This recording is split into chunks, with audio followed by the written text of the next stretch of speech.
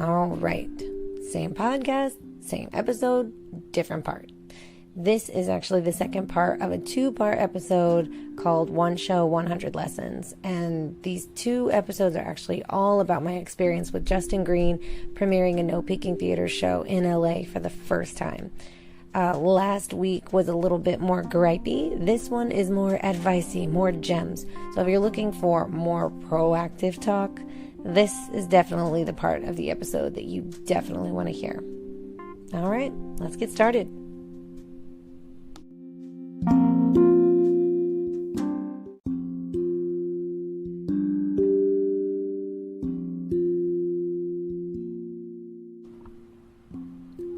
I'm Amanda Levy, and this is Artist Gripes.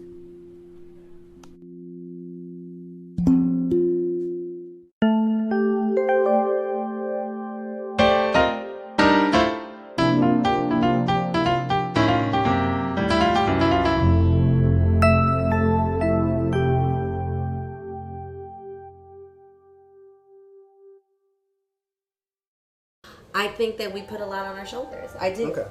I do. Because you know the people want to know, and I as an audience member, I would try to. I'm like, what exactly does that mean? I don't like controlling all that stuff. I like to supervising is really what happens. Mm-hmm. What you need to do as a producer and a director is you need to get high enough to get a bird's eye view of these things. And if you're sitting there down in the trenches and the nitty gritties doing every little thing, you can't see above that. Mm-hmm. That's why I don't like to write my own stuff and produce my own stuff. Like. It's because, why don't I just act in it too? Like, yeah.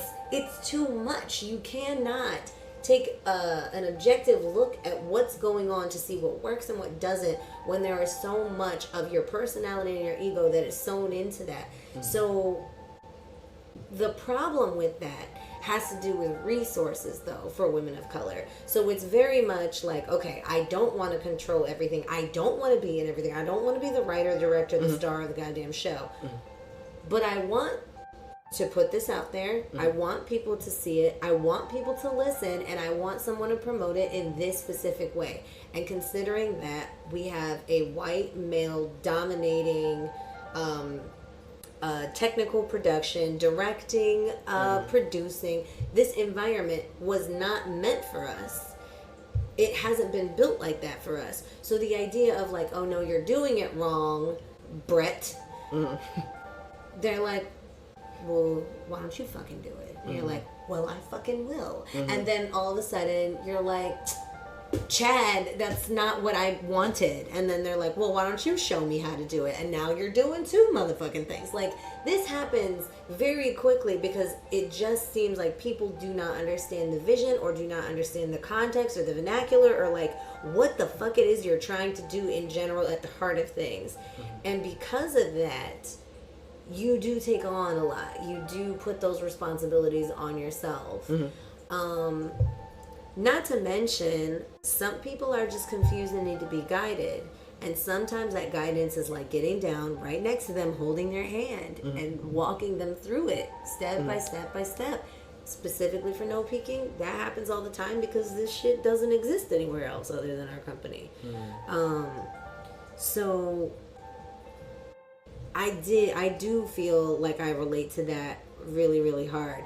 And it's not just like this made up ass thing. Like, I've looked at people's flyer designs and I'm like, that's all fucking wrong. And I'm like, why did you make it this color? Why did you make it like that? Or why did you use that symbol? Or why did you, like, what is this? Mm-hmm. And they're like, oh, I just thought it'd be cute. I'm like, cute? We have a message. What? Like, yeah, right. It does need to be. There's a point in which women of color are trying to supervise so many things, but also need to teach and educate everybody on how they gotta go about it. Mm. So, like I said, I understood the premise. I agree mm-hmm. with the premise. Mm-hmm. I just disagreed that that's what I was doing. That's not any, I hadn't asked her to do a million things. I was not like, can you do this for me? Can I have another draft? Can you just rewrite it again? Like, we had a handful of phone calls, a handful of texts, not too many crazy things. We weren't up till 4 a.m. chatting about this. you know, I really tried to like hold off until it got intense, which would be around May, June, and July. But you know, I didn't even get a chance to do that. I didn't even get a chance to put any weight on the shoulders, let alone the whole burden. That just didn't happen in our situation, in our circumstances, and that would have never happened in my. But that feeling was there because there were other projects being worked on. Yes, which also was done single-handedly by her on her own shoulders, which is funny because it's interesting that you don't want to do that unless it's for exclusively you. I don't know. So, bad business. I'm just gonna call it what it is. And again,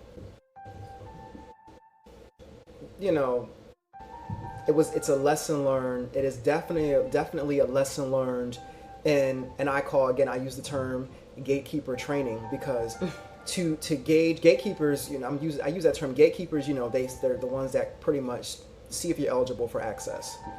And I use that metaphor in terms of you're the one who's going to gauge if this is the right project, and if the person or if the business you're working with is good business.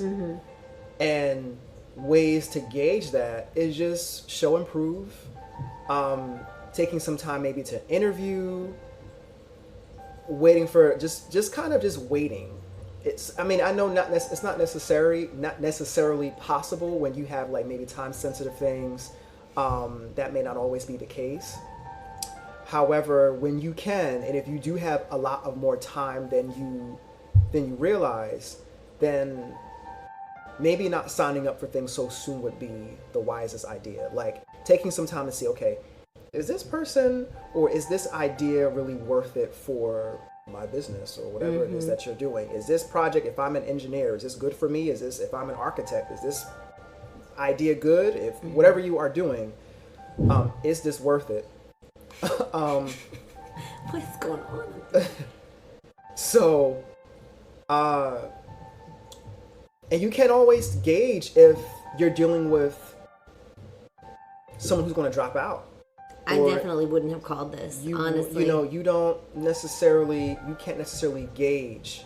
But there are, I would say that there could potentially be some hints, and you can tell by, okay, how involved are they? Are they responsive to a degree? Like, are you really invested? You can really tell. Are they backing out? These, you know, suddenly you start to say, okay, these are some flags that are coming up. Okay, they're backing out. They're not as responsive. They're shutting down. They're requesting all these accommodations. Then there's hoops and more hurdles you have to cross and jump through. Then there's a ring of fire you got to jump through. You got to jump on the elephant with your pinky toe. You got to do a bunch of things just to kind of meet this thing that makes it almost like, okay, I feel like I'm doing all this on my own now. Like, is this not? Now I feel like I'm trying to breathe life into this more than you. I'm taking care of your child at this point, and to a point you did. I mean, that was, you took on the project. No Peking took on the project, but the very minute like request was like, it was like tossed in the back, and I honestly think that a lot more would have been supported. Funding would have been better. More time to rehearse would have been better. Would have been, you know, it would have shown up, and it would have shown up in the production in Los Angeles. Had that would have been handled like it was originally agreed to be handled. Yeah. Bad business is trash. It bleeds all the way through. I think it's interesting to see how a small phone call changed the entire course of how this went, you know, of what our goal was, about how much we raised, about, you know, even with the accommodations, there was nothing in my mind at this point. There was nothing that was going to bring the playwright to the surface to show up and do what she needed to do and what we asked her to let's do. also add, and at this point, because it's just being very, very transparent, we were asked the day before the show for comp tickets. Yeah. Which kind of like, if I had... Is industry standard, by the way, but... It is industry standard, it is. But you know what else is industry standard? The playwright showing up, or being at rehearsal, or responding to my phone calls, right, or my emails, and promoting it like they said they would. There's so many things that were agreed to. When I saw happen. that message, if I had like double D titties, they would have shot off my chest. They really would have just like shot straight fucking across the room. Mm-hmm. It was also a very inconvenient day. Not to mention, like, it wasn't just, can we have comp tickets? It was the day of our final, only, and last rehearsal. Yeah. And this was not the fucking time. It just wasn't the fucking time. Like, in my mind, the moment I hit California, everything... all focus needed to be on the show. I remember, yes. All focus needed to be on the show. We're talking, we only slept 4 or 5 hours at a time. We're talking, like, everything we did. We just sat there by the pool, or we sat there at the little lawn chairs, or we sat there in the dining room, or we sat, like, everything we were doing was literally about this script, about this show, about how to make it work, about where to buy stuff, about how to buy stuff. Yeah. It was all like... all the shopping. It was non-stop focus on that. To think that I had to worry about comp tickets for a show that only had 25 seats, that I already wasn't going to make money on, that I already am like super focused on, that I just need to work on a rehearsal with these actors whom I've never met before, and teach a stagehand how to do everything for the course of the show in one day, in 4 hours. The burden was already on my shoulders, and to redirect my attention to something like that, to figure out the finances of my playwright, to figure out how on earth I can accommodate this after being ghosted, completely ignored for 3 weeks, was so offensive. I have never been so mad in my entire life as I was. I was just like, I cannot believe this person believes in their heart of hearts that this is a good time at all to say any of this. And I would have thought maybe they don't know that I'm going through all of this right now. But as we've already established, there was access to a phone, so it is not like they couldn't have figured that out or been informed of that. On top of that, I ended up just telling our co-director, like, listen, I can't give my energy to this. You have to give your energy to this. Yeah, we were actually on our way. I remember we were on the freeway. We were on the freeway. Driving on the freeway call. Yeah, we were driving to the studio. Yeah. Yeah. And that whole time, like, yeah, that, again, bad business. I'm sorry, and I'm not sorry, but when I say that I'm sorry, it's just that was just a reaction. But I'm not sorry. There was just also no consideration. Like, right, so I understand that you're going through your own situation and stuff like that, but like, you know that there is a time constraint, a physical situation going on outside in which everybody else depends on us. Especially being a playwright involved in your own projects, you are fully immersed in that. Yeah. So you know that there's always last minute things, there's issues, there's things that come up, there's so much intensive work. So to now flip that and to not consider the other person who you ghosted for 3 weeks, and then to approach with a lie, and then on top of the lie seek further accommodation, again, which is industry standard, but to me, I'm not that lenient. And I'm just honest. Like, yes, I may come off as very jovial, But when it comes to business, no, I am the dickiest dick ever. When it comes to business, there's a degree that I'm a full dick. I would have, no.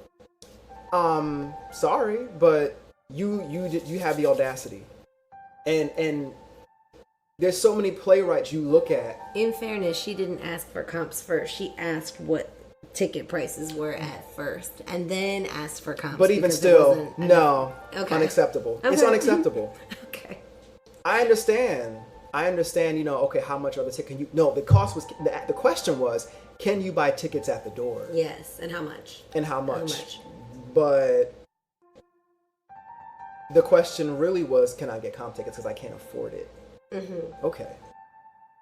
Which was, in itself, it is a hardship. It's a hardship. I was also not going to play financier or accountant for somebody as well, because what I was told was there isn't enough money for me, my partner, and gas to get there. And in my mind, I thought, well, I came without my partner. Yeah. Figure it out. I'm not going to tell you. This is the same problem I have when there's a party of 8 when I was a waitress. I'm like, oh, so I'm supposed to split your checks up? I'm your accountant now? I don't do your numbers for you. Everybody has a sense of basic math. If you need X amount of dollars to do this, then you either do it or you don't. But I was not asked for one comp. I was asked for comps.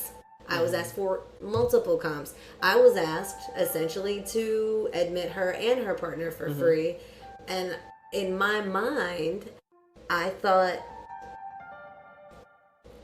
that's not what we're talking about right now. We're talking about something that I shouldn't be worried about right now. What I should be worried about is this freaking play. I shouldn't be worried about whether or not I'm going to give you comps and whether or not I can afford that, or whether or not that's available for you, when these things could have been settled at a much better time. And I felt very upset about the idea that I was asked to give my attention right there, right then and there, on tap. All of a sudden, my attention is on tap. It's freely given whenever somebody really, really needs it, whenever they feel like hitting me up. But I am not entitled to that same amount of attention or respect or anything. So that was probably the most upsetting thing, is to feel like, oh, what about and in my mind as well, I was like, we don't really have anything to talk about at this point, because you cannot help me in any way, and all I need to be focused on is how I can get this show done, and what you were was a resource for help. And now it's the day before the show. What on earth are you going to do? You're asking me for comps when you have not invited anybody. You are asking me for comps when you have not promoted the show or even mentioned it on your social media. You have asked for comps and did not even mention that anybody else was coming. And now you're telling me you're asking for comps because you can't afford it. In my mind, I'm like, you're not bringing anybody. You're only asking to dig a hole for me more. And in my mind, I was not ready to dig that hole for her one more time, because I've already dug that hole in the 2 payments that I made for her for the reading, again, for drafts. This idea of what payment is for, by the way, has to do with rights. So in general, the industry standard is rights. If somebody has a published work, if somebody creates a work and publishes it and it's copywritten, you pay money for the rights. Now, we did 2 readings on 2 different drafts. Am I paying for the rights to these? According to, I should have compensated her for something. So I gave her $75 per reading. These are drafts. These aren't copywritten. These aren't published. They are not bound. They are drafts. And they are not identical to what exactly we presented as a showcase. This last show was a show. Again, I do not have a final script. There is not a final script. I believe maybe there is another draft that has come after this, and that might be the final script, but I haven't seen that either. And I was also advised not to do certain things that I wanted to do in the script, because she had sourced some of those things for other scripts, for other things she was doing. So this is a very malleable thing, as far as what our common practice is and what industry standard is and what I'm paying her for. That has become a very elusive thing and an ever-changing thing. And then to feel like this wasn't of any value, and to feel like this, it's not just not of any value, it was of no importance or priority to even think about.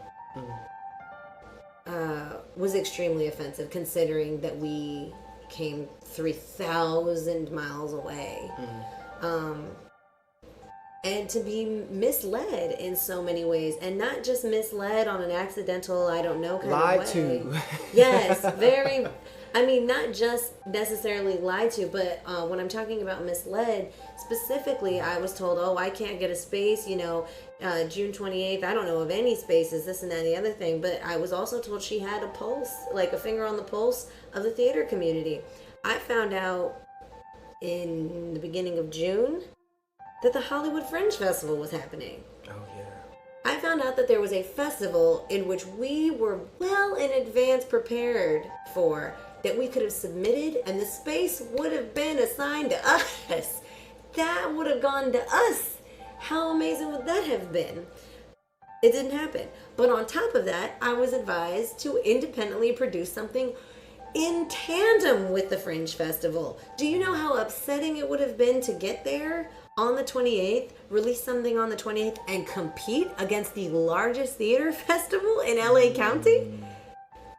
How upsetting would that have been? When I decided that I was going to push back the date, I was advised to do it on July 4th weekend. What funds did we raise so we could fly out on July 4th weekend and expect people to show up? People got fireworks to explode on July 4th weekend. These are misleading notions. They are misleading. Do it on the 28th. What a terrible idea to have competed, or the idea of competing with the Fringe Festival in Hollywood, or to go on July 4th weekend. Oh yeah, that'll totally be worth it. What are these nuggets of advice? They're misleading. They were through and through misleading. It was crazy. And it really makes you wonder, at what point was it intentional, and what point, at what point was it just like, whoopsie daisies, I didn't mean to, I didn't intend to do it. In my mind at this point, whether it was maliciously intended or whether it was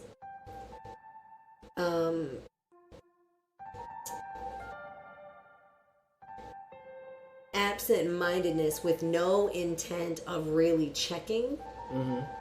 Okay. It doesn't matter, because they yield the same results.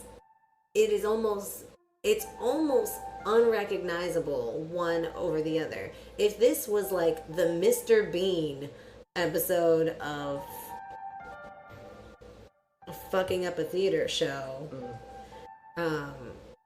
it doesn't really matter if the result is the same as like a villain trying to sabotage it. Do you know what I'm saying? I understand what you're saying. Yeah. The result yields the result is the same. So the intention behind it is almost nothing. And I really talk about that a lot, about intentions versus like results, because that there is a certain point in which if you are fucking up so often, or if you are messing up, or you are absent-minded so often that you are not moving intentionally, it looks almost the same as if somebody was intentionally trying to fuck your shit up. Yeah, it does. So sorry, it wasn't intentional, but the fact that you but nothing else was intentional either. The fact that you didn't have any intentions at all. You didn't have any. You wasn't focused or had a goal or anything. Yeah. You were, Even if you don't mean to fuck up things, there's got to be a perimeter in which you have an intention of not fucking up things. Like, that's how I'm always, like, I'm not always just being like, I'm just trying to do right. Very often I'm like, okay, how can I fuck this up the least? Yeah. Like, how can I do that? Because that is probably going to give me more guidance than having the best of intentions and then having other circumstances influence how it comes out. Right. So that's just me. Whatever. So. You tired? No, but the lesson. Okay, so I know many because I'm imagining my audience to be like, well, this is obviously an episode about lessons learned. Oh, I have so many. Do you want me to start from the beginning? Yeah, because okay. I mean, so far you've gotten to the point of making assumptions is one of the worst things you can ever do in business. Yeah, but listening to your gut is probably ignoring your gut is also it's a big piece detrimental. Yeah, contracts. We talked about contracts. What it does and what it doesn't stop. All a contract does is gives you a nice little bullet point of how somebody has messed up and whether it gives you the time to just evaluate whether or not you move forward or not. That's all it's going to do. We had contracts. There were 2 people that signed contracts. And guess what? 2 people didn't show up. So just to let you know, contracts don't make people show up and do things. There's an influence, sure. But there's all the paper in the world can't make somebody show up. So, which is fine. They didn't get paid. But that breaking of the contract is a moment where you're like, okay, evaluate. Yeah. Go this way or that way. Now you're at a crossroads. Crossroads. I don't know why I said it like that. At some points, breaking contracts, depending on how big your machine is, that can be legally. Well, we're a baby machine, yeah, so unfortunately, I ain't got no lawyers coming after nobody. Right. So, but I mean, if you keep that in mind, though, I mean, if you ever were that serious, you could have done something. Yeah. And that's not necessarily what I would do, but it's you want more lessons? Set your limits to your perseverance in quantifiable ways. This was like my biggest lesson. So in my mind, if I could go back in time and do this, what I would have done was that's a really good not one. do this show. But that does not mean that we would not have been in LA. I've thought about this long and hard. What I would have done was around May when I was told, hey, I'm not going to fundraise for you. I'm going to fundraise for myself. And also I'm not going to promote the show. But I will kind of only after I graduate, only for 6 days. Hope that's good enough, even though it's not. Even at that moment, I should have said, all right, we had already been scheduled for a reading. What I should have said was, okay, we're going to do the reading, but we're not going to bring this show to Los Angeles. Fair, very fair. What we should do is bring another show to Los Angeles. What we should do is we should bring another show from our repertoire to Los Angeles. We have 9 shows in our bucket. We have 9. And there are many of them that would have done fine. There are many of them that have designs that I still have all the pieces for. We could have done that. It would have been more manageable. And we could have figured out what our new cast would look like. And it would have been shorter. It would have been a smaller cast. Yeah, and I think one of the V. Lucas doesn't have a cast at all, does it? Doesn't have a cast at all, outside of just maybe this Scentscaper. Correct. The sound, not even, because it plays by itself. Correct. It could have had, you didn't need and much. we could have all just, you could have been the soundboard operator, essentially, because the sound design was already there. And then we could have just hired 2 stagehands, and you could have been stage manager. That really would have worked out just fine. Yeah. And we could have just called it the LA premiere of so-and-so, whatever. Like, it was fine. We did not have to persevere and bring this home to the playwright, to that coast, etc., etc. Like, we did not have to do any of that. It would have been more budget effective. It would have been more successful. It would have been better promoted. Yes. Most likely. And yeah, we could have done a lot more with that. What I would have done, if I could go back in time, because we already had funders. That was also the idea. You cannot throw your hat in after getting $2,000 from people and be like, sorry. Also, giving the money back is hella painful. Yeah. Because now you're just like, sorry, here's your money back. I'm a failure. I'm going to go cry in a corner somewhere. And then just to come back and request for another donate, like yeah, another what are we going to do? like We're probably going to have another show that we'll need to crowdfund for. Right. Oh, you mean, is it the same show that you tried to crowdfund for and you failed at? Because I don't really believe in that. Mm-hmm. Yeah, that's what we should have done. What we should have done was we should have reworked some things and figured out what we could manage and what we couldn't. But, I mean, definitely, and we could have done that. We could have evaluated that with those conversations. We could have evaluated that with the number of the cast and the crew. We could have evaluated that with how many people dropped out in the first week or the second week. We could have evaluated that when we raised $2,000 and went, do we do the show? Do we do the show? Do we do the show? Yeah. Because in all honesty, we didn't get a penny for anybody, like from anybody that was so adamant about experiencing. They were adamant about supporting No Peeking going across country. Right. Yes, it was in our campaign video, but no one was like, it better be. I hope it was. They were all directly connected to you and me. Yeah. So these people would have understood. All of our funders would have understood, hands down. So evaluate what's manageable and do that by setting your limits to your level of perseverance in quantifiable ways. How much money did we make? How many casts did we have? How many crew members do we have? How many people have dropped out? What is going on? Is it working? But do it in quantifiable ways. Don't do it because you feel icky, or don't do it because you feel contention with the playwright. Don't do it because you feel like you are secretly having an argument with your crew. Don't do that. It's not feelings, it's quantifiable ways. It has to be a number on something. It's got to be factual. Yeah. It has to be logic based. Yes. So evaluate what's manageable. We should have done that. We should have just sat there, looked at that total, and been like, okay, what's more manageable? What are our other options? Because we had talked about that in the board meeting, but that didn't come up. Yeah. We said, should we do it? Should we not do it? Yeah. There was no in-between. Like, should it be done somewhere else? Maybe it could be done Philly, or maybe it could be done, in New York. You know, we didn't.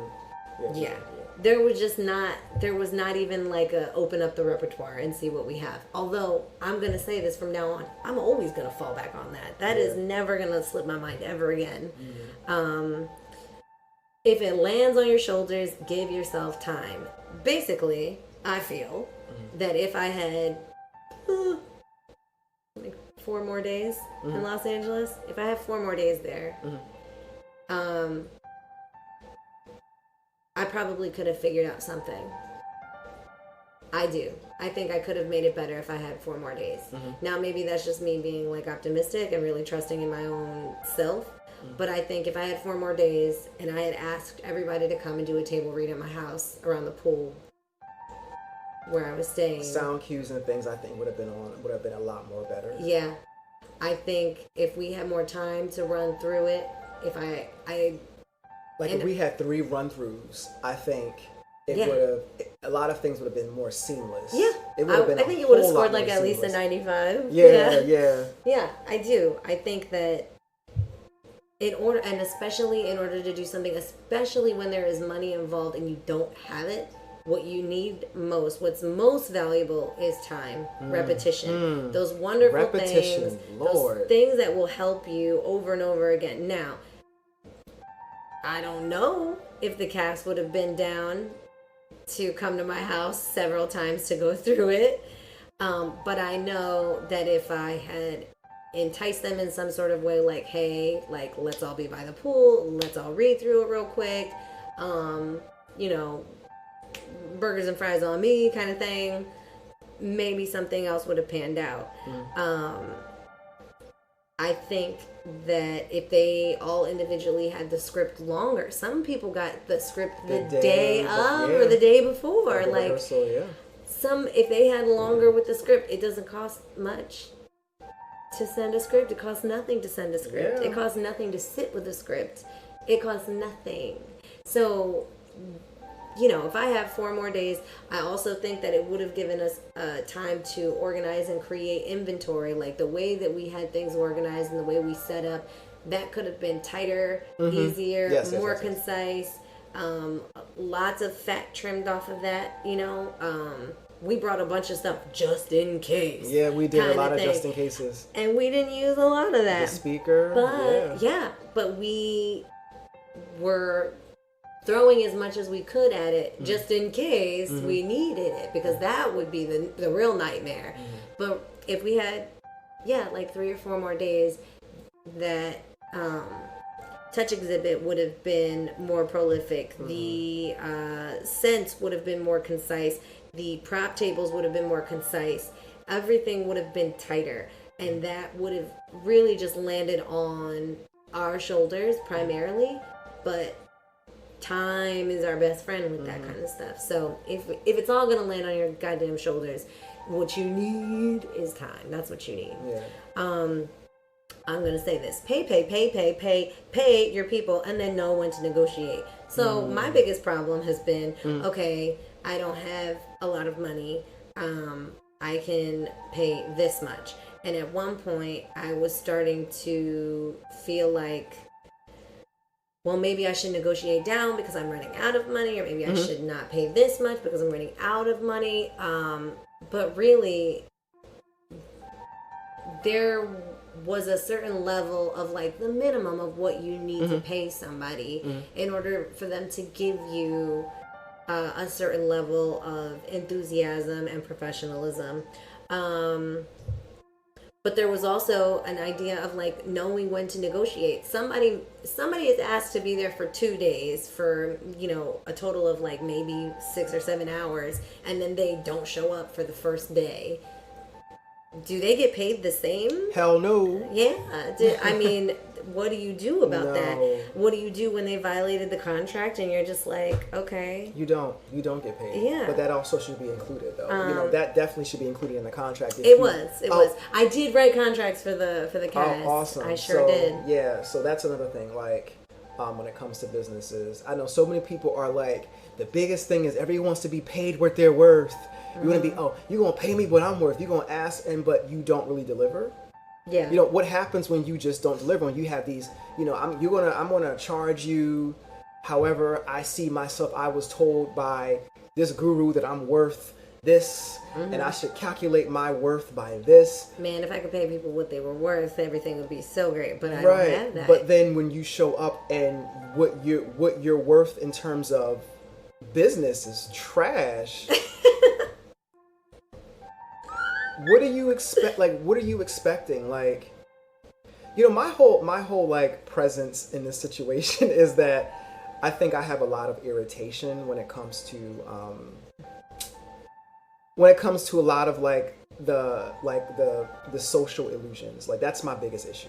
When it comes to all of these things that people will use to, again, dodge accountability. Like, I'm a huge, like, cause I come from a place where I've lied to get out of things. I overbooked myself as a way to escape certain things. And then when I overbooked myself, I didn't do that responsibility either that I overbooked myself for, just to say, I have something else I have to do. And then I didn't do that either. Damn. Like, I've been in positions. Netflix. Yeah, right. I've been in positions where I blamed myself having a headache, and I fabricated the story and said, I had a migraine. I've been in positions where, whatever it was. I've been in multiple positions where I tried to really make excuses or figure out ways to be very to be very good with my words to get out of something. So we're dealing with people that are like in their like mid-20s and above for the most part. My expectations are just different. Yeah. And because I've been in these places, I can kind of detect it. Yeah. So my thing is like, yes, you may have this idea that, okay, yes, you may have these issues. Yes, you may have this idea that you're worth this much, or yes, you may have these tactics in negotiating, and yes, you were taught how to haggle. Yes, you were all these things, but can you deliver? Yeah. That's the biggest piece. Can you show and prove? Mm-hmm. If you can't, I don't give a fuck what issues you have. Yeah. I really don't. And that it won't matter. I know, and I know that's very difficult to hear because, again, this is such a very strangely hypersensitive social world right now. But what issues you present to the table in business do not matter. It's can you deliver or not. Mm-hmm. If you're depressed, if you're dealing with issues, if you're suicidal, I understand all that.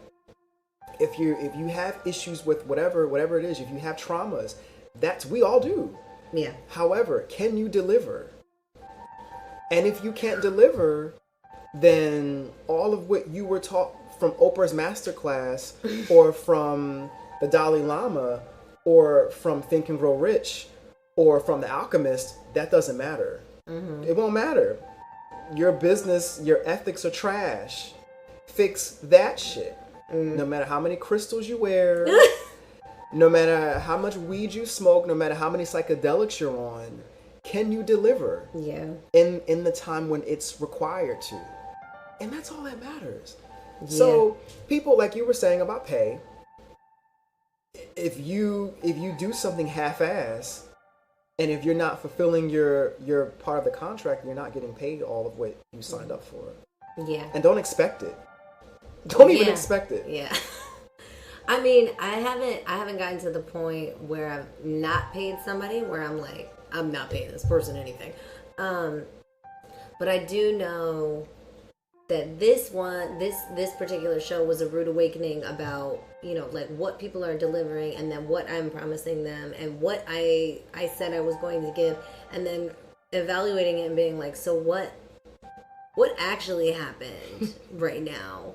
I mean, that brings me to one of my last pieces of advice. For the record, the cast, you did great. The cast did great. Yes. They all got paid. They all got paid on Sunday. Yeah, the cast did great for the circumstances. Yes. Yeah, the cast. I paid them super late on Sunday because I was too busy dropping Justin off at the airport and being stuck in traffic, but I did pay everybody. I paid everybody, and they did wonderful. They did amazing. For a lot of the circumstances, it held together enough. Yes, and very good positive attitudes. Actually, that goes to my. Hold on, I have my list. So, pay your people, and then know when to go to negotiate. And then it says, don't be afraid of no boundaries are being taken advantage of. People will always, I'm just going to say this right now. When I say don't be afraid of no boundaries and not being taken advantage of, I don't mean puff out your chest and put your foot down and go, no. What I mean is try to figure out or understand that everybody is pushing the edges to see where the edge is. Everybody. This is like, if you work with children, they're doing this all the time. Every time they're just like, I want raisins. You give them raisins, they're like, are these golden raisins? And then you go get golden raisins. Like, if you give a mouse a cookie. Yeah. People are just trying to find out what the edge is, what is acceptable, and where is that line exactly. So when people are asking that, they're just trying to figure it out. I specifically remember during our show, we were about to load in and I had to send out our stagehand Haiti to go get something, and then people started to be like, oh, you're going to the store, why don't you do this and get me this, and I was like, wait, and the show was starting in like less than an hour. We were like less than 30 minutes in.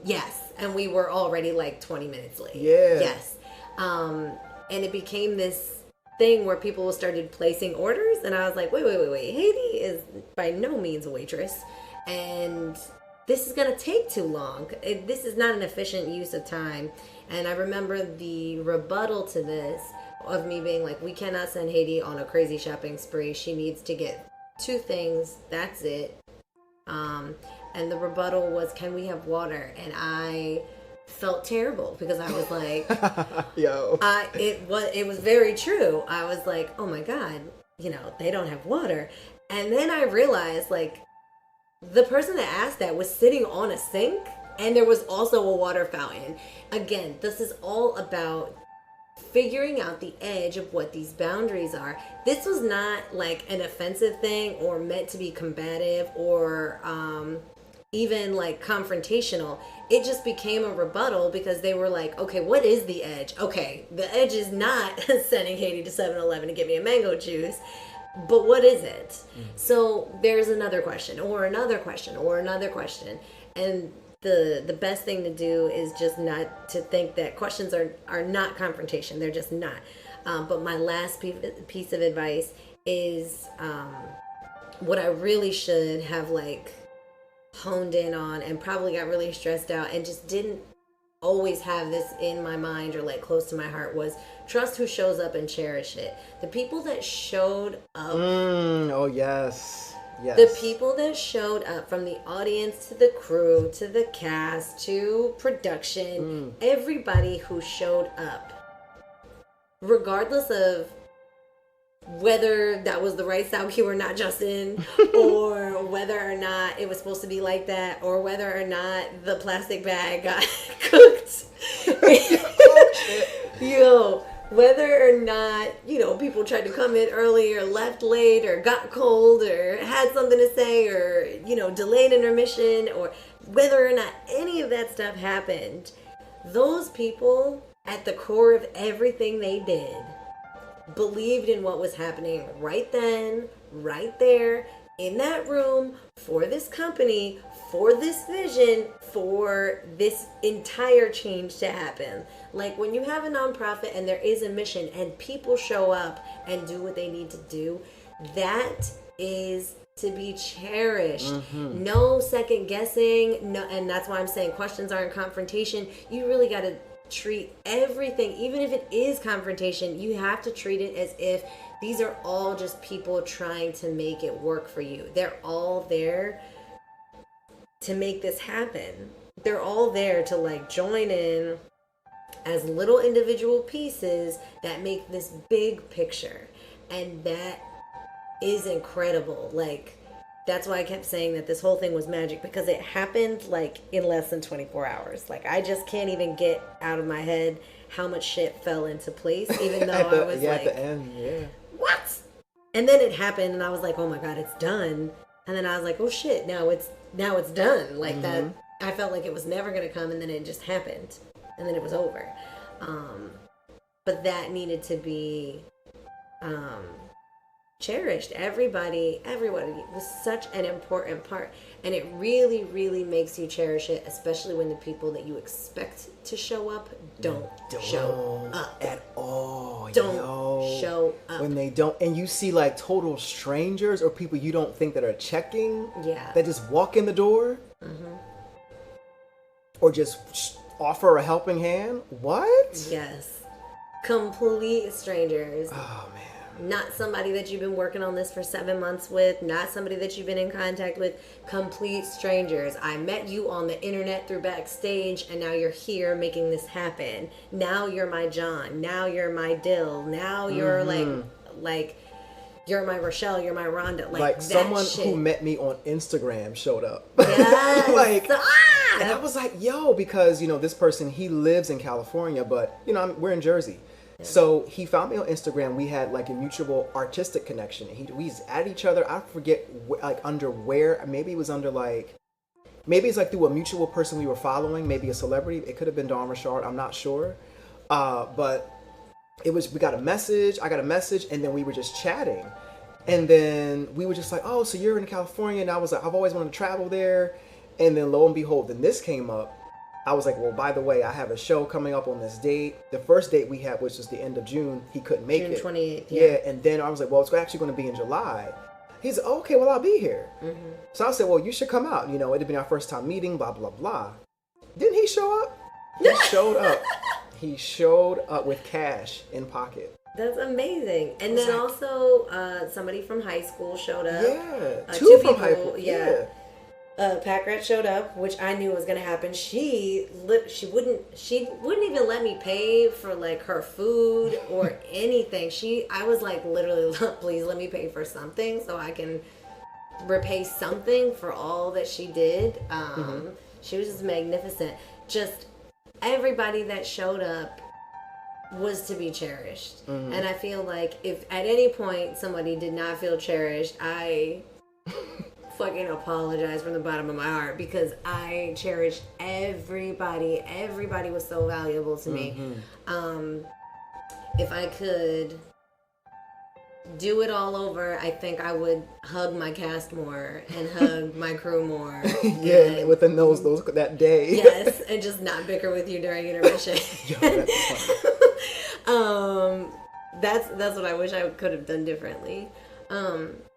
But man, it was a journey. But that's all my advice. That is a crash course in one play on all the shit that you need to get together. So if you're thinking about doing a play and you're like, oh, well, I don't have a contract yet, you better make that goddamn contract right now. If you whatever events you're putting together and you have people that your contract. Oh, a special shout out to Zach, by the way. I had to put that out there. But like, if you whatever business you're doing, I'm really nice in real life, Zach. I'm so sorry.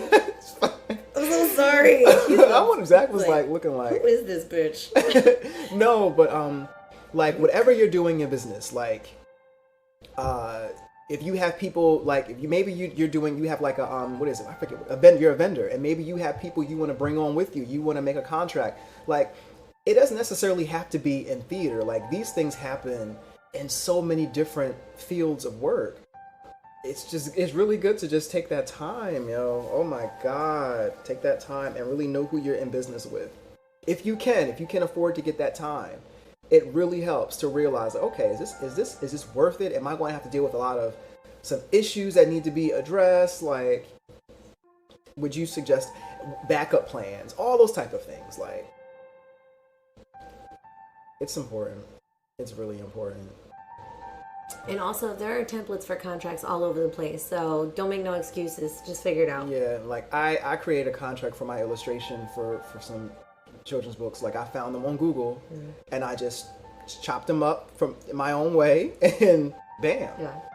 If you need templates for contracts, just Google it. DM us. Yeah, right. I will give you something. Shit. If you're doing a show, if you're doing a play, man, don't even worry about it. Just ask me. I'll send you a fucking template, because I cannot watch anybody go through what I went through. Yeah, it's not even like this wasn't like an episode to like roast or any of that kind of shit. You know, to be all like, oh, guess what happened? It does feel better though. I feel like off of my chest now. Yeah, you know, because I know for a fact that someone out there is going to feel some type of way because of the mentions of, well, these are possible reasons as to why, and they are related to very sensitive topics. I understand that will cause a reaction, but this isn't the place for that.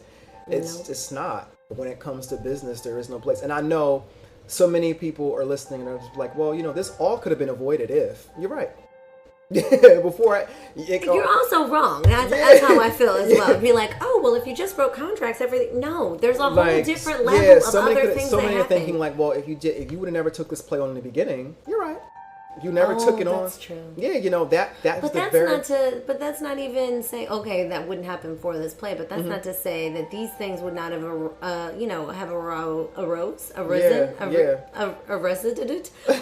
resuscitated. It doesn't mean that this shit wouldn't have come up later at some point in life. Because honestly, I have never written a contract for a goddamn playwright. I never did that. And I have never needed to write a conflict of interest clause for anybody. This has been done on really fucking good faith on a few emails, and I'm like, you know what? We emailed about it. To me, it's as good as written. It's whatever. And then I just deliver on it. They also deliver on it. We're fine. Yeah.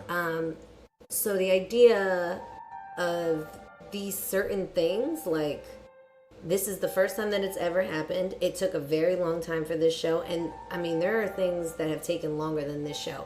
The obstacles, by far, the avoidable obstacles, the things that were put in the way, either intentionally, on purpose, or maybe not, or maybe just circumstantially, those things, as many of them, for as many different levels that it affected, in such a, like, prolific and repetitive and relentless way, this has never happened to me. I feel like maybe this is a blessing. Oh yeah. Because I feel like I would have learned all of these things over the course of the next 5 years with 5 plays, rather than learning it like all little, in one. like little bits of things. Like, oh, I got to do this on my next play, and then something else comes up. No, but this was an intensive. This was a crash course. Yeah, it definitely was a crash course. This was me klepping out of. It was like theater bullshit 101. It was like a summer 2 course. Like they just smashed a bunch of shit. Holy shit. But I mean, I think that's good because now you'll kind of have a better gauge in the future. Like, okay. Oh yeah, there's shit I'm never motherfucking doing ever again. And then there's also stuff that like my ears are gonna immediately perk up to. And then on top of that, there's just stuff that I'm never gonna forget again. I'm never gonna forget fucking contracts. And I'm never gonna forget fucking conflict of interest. And I am never going to forget just like reevaluating at milestones when we get to a point in which detrimental things are happening to the show. Easily. I'm always going to dig into the repertoire from now on. I'm always going to do it. I have 10 fucking shows under my belt at this point. And for what? To do them once? Yeah. Fuck that. I should always have that as my backup plan. So there's so many things. I'm going to be moving forward so good. And for those who may have this thought in their mind, oh, well, you shouldn't have been peeking on her social media anyway. Shut up. First of all, it was public. Right. First of all, it was public. So, actually, the people that weren't friends with her saw that shit before I right. did. So, yeah, no, I know that's a thought, too. Thanks. That's a thought. So, Thanks. yeah. That wasn't me. That wasn't me at all. Thanks. And also, we were friends on social media, so that shit just comes up in my newsfeed. You see it, right. Sorry. So, that needs to be noted, you know. But accountability is a huge, it's so huge. It's so huge. And we cannot try to take advantage of blankety blankety blank to avoid taking accountability and saying, you know what, I messed up. I apologize. I messed up. You know, this was a priority to me, and I was just avoiding, and I was ghosting, and I knew exactly what I did, and I apologize for that. Well, I mean, I don't think that would have done me anything either. It wouldn't have. There is no function of that, there is no function of that either. However... Sorry, I'm like utilitarian. I'm like, even if she said like straight up, I just ignored you, sorry. I would have been like, okay, that's great. But then all it would have done was it would have given me license to ignore her. Right, but don't try to... Don't lie about it either, because that's when it becomes like, okay, you're really trying to dodge accountability. Like, you're really going to say your screen was broken? Yeah. Is that real? Like, are you serious? So if you just said I just gave up on the thing, and at least there's still some little bit of character there that, you know, but oof. I think it's worse to me personally if you insult my intelligence. That's what I think. For me, this is just like a sidebar. I get what you're saying. Don't insult my intelligence. I mean, I feel like that had already been happening for months already, so it wasn't, for me, it wasn't a question of whether or not this person thought I was stupid. It was very clear that this person thought that something was not going to happen. Either I was not smart enough to produce this show, or I was not good enough to produce this show, or that this show just wouldn't get produced because of circumstances. In fact, I believe that certain circumstances were changing and becoming more hostile in hopes of maybe not being produced. I mean, there was a piece of me that was like, when I explained all of the obstacles to somebody from the outside without, you know, giving all the nitty-gritty details, to many people, very cold listening to it, they were like, this sounds like sabotage. This sounds like this person does not want this thing to happen, and they don't have the heart to tell you. The problem with that is, I get shit done. Yeah, because it was done. You know, I mean, we did it. Just, you know, it was necessarily, it could have been better with those circumstances out of the picture, but it was still done, and it was done well enough. Yeah. You know. this was just a different outcome of a show because I feel like I had obstacles with Indigenous as well. Indigenous was, up until this point, the hardest show to produce. But that was all very authentic. So Indigenous was hard because I could not procure enough pieces to make an entire show for Indigenous. It was a compilation. It wasn't even that. So that wasn't even like a. I mean, that was a challenge, but it wasn't this kind of challenge. No, exactly. And I mean, there were certain accommodations that needed to be made for some of the playwrights. Specifically, Tara Moses. She said, "I want Native actors." Okay. Yeah. I thought that sounds very reasonable. I think that's a great idea. I went to look for Native actors, and that shit was hard as fuck to find. Now, that shit is hard as fuck to find for me because I am not Native. Now, at the time, it was taking a very long time to get the right written pieces. It was taking a very long time to get cast, and these were all authentic circumstances. They were authentic because people did not necessarily trust what I was casting. What are you doing where you're representing Native people? What is the show about? How are you going to do it? Are you going to cast all white people for this? You know, these concerns were really, really valid and definitely halted and paused and prolonged the process. Every other show for compilation work had taken 2 months. This one took 9, a whole baby. Wow. Took 9 months just to get that stuff. But man, when it went up, it was one of the best shows. It was one of the most touching shows. People really enjoyed it. People had, it was one of the best attended shows. It was one of the best attended talkbacks.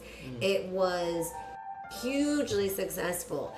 And we even added like another week to it because it was doing so well. And I just remember thinking, this was a hell of a journey, but it was worth the fucking wait. It was so worth the wait. And if you listen to one of my other podcast episodes where I interviewed Tara Moses, I'm like, yo, it took so long, but it was so worth the wait. Yeah, that episode title is called It's Not Enough, I believe so. And it was people, people were testing me out for my accountability. And I thought, they're vetting me. And that felt fine because of the intentions and the reasons that people were withholding. And it was also good to watch people warm up to me or understand that this was also authentic. It was really there. And when they realized, like, I wasn't letting go, I wasn't going to stop, we were going to continue to do this, and we were going to continue to accommodate everybody that we needed to accommodate in order to make this authentic, real, game-changing, and true to Native voices, that it's a longer process. This was not that. This was throwing a wrench in things. This was withdrawing and seeing, throwing me in the water to see if I could float. And in a lot of ways, I thought it was throwing me in the water and hoping that it sank. That's how it felt. Because it happened a lot. I see how you would even get that or deduce that rating. So, but I swam, bitch. I swam. I floated. It happened. We're not drowning. It's all good. And then we never have to do this show again. So I can't wait to throw these. I have 18 scripts in this house right now. And I'm gonna burn them. Of that. I'm gonna burn them. I'm gonna put them in a fire. Because I mean, we had 2 different drafts. We had a cast of 9, so I have 18. I have 18 scripts. Well, mine is digital, so I guess I'll just delete mine. Yeah, no, just throw your laptop in the fire. You don't need that. I can do a cleansing ritual. Yes. Release that shit. No, but it's gonna feel really good though. I'm glad. It was a great experience for me. But again, I talked about we talked about risk assessment. We talked about that, which it was, there were some gems in the process. There were a lot of gems, actually. There were a lot of gems. The cast. Yeah, the cast was a big ass gem. That was. Yeah, and just doing that leap. Insane. Just literally making that leap. It was good. And we could have technically produced Blackout and had the same people had basically the same cast. Yeah. It could have turned out the exact same way without this particular show. So, what an experience. Want to do it again? Yeah, it'd be cool. It'd be cool. Yeah, let's do it next year. Yeah, right. I think next time. Let's do it next year. Yeah, next time it'd be like. Oh, no more premieres. No original work premiering for the first time ever. Yeah. No more of that. No more. The first time we're gonna see this we're experience this real showcase is going to be across country. No. Nope. We're gonna showcase something that we know works. It's tried and true. It works. Mm-hmm. So I think next year I'd like to do Indigenous or Enlakach. But I didn't. In the catch, I wasn't there for that one. I'll show you that. I wasn't there for that one or Mother Leads. Well, Mother Leads is bullshit anyway. Oh. Because I wrote it. It's nothing. It's trash. There was a third one I didn't attend. Oh, the very first one. The shapeshifter. The shapeshifter. Yeah, those are 3 I didn't attend. And that is the end. So, follow Amanda Levy's podcast titled Artist Gripes, and you'll find that everywhere, like you're finding mine. And I think I mentioned in the past, I'm the first episode on Artist Gripes podcast, and I talk about the importance of establishing an artistic community, getting uncomfortable and meeting new people and pushing through social anxieties and pushing through all the weird treatment and stuff like that in different environments, maybe in like the snobbish atmospheres and stuff like that, and just establishing a very diverse artistic network. And again, a very special thank you to all those who have played a part in this process and this journey. I know we pretty much drilled this experience through podcast format into you, for a while. And we just recognize that there's just important things that people really should know. And while it was a great experience, it was challenging. And a lot of the challenge had to do with assumptions and making some unhealthy, look at me, I'm all extra like serious, but just not making the best decisions. And this was a great lesson and observation and experience. So I'm willing that this helped in some way, shape, or form, and you can take this and apply it and be better gauges of character, better decision makers, very cautious, very strategic, and aware of consequences.